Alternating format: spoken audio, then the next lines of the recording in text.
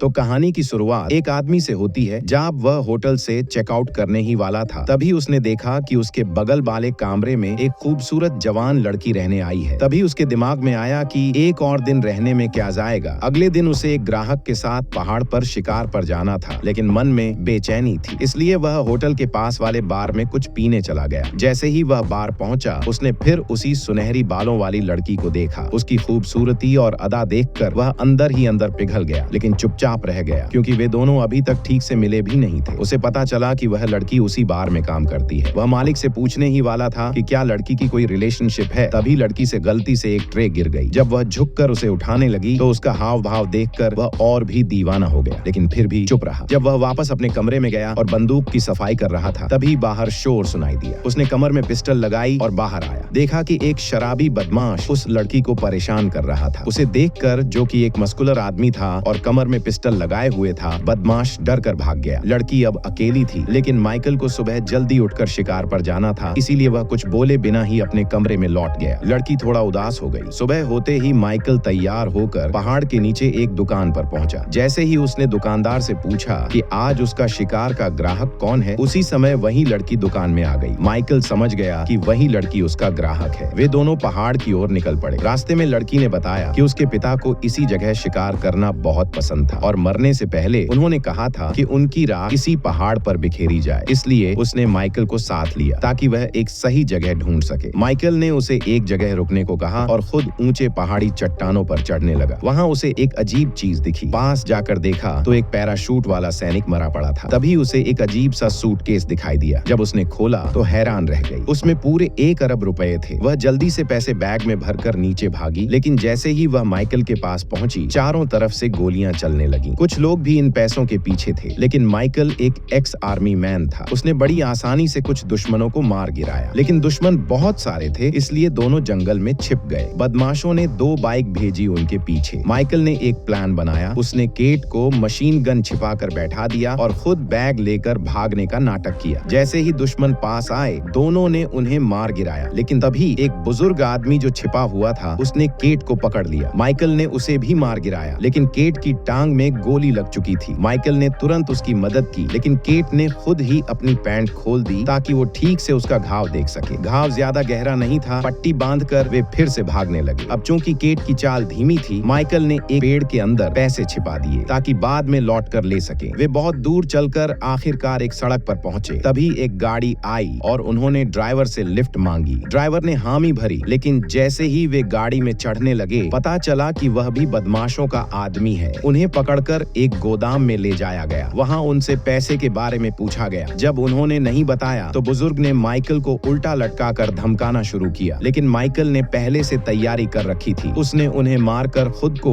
और केट को छुड़ाया। बाहर बाकी बदमाश भी आ चुके थे। माइकल और केट ने मिलकर एक एक कर सबको मार गिराया। आखिर में 3 दिन बाद दोनों फिर से उस जगह पहुंचे जहां पैसे छिपाए थे। माइकल ने सूटकेस खोला और पैसे देखकर बहुत खुश हुआ, लेकिन जैसे ही वह सोचने लगा कि अब वह इस पैसे से ऐश करेगा, केट ने अचानक अपनी बंदूक निकाली और उसे गोली मार दी। उसके लिए पैसों से ज्यादा कोई चीज मायने नहीं रखती थी। उसे एक मर्द की जरूरत नहीं थी, क्योंकि उसके पास पैसे आ चुके थे। उसने पूरे 1 अरब रुपए अकेले ले लिए और कहानी यहीं खत्म हो गई।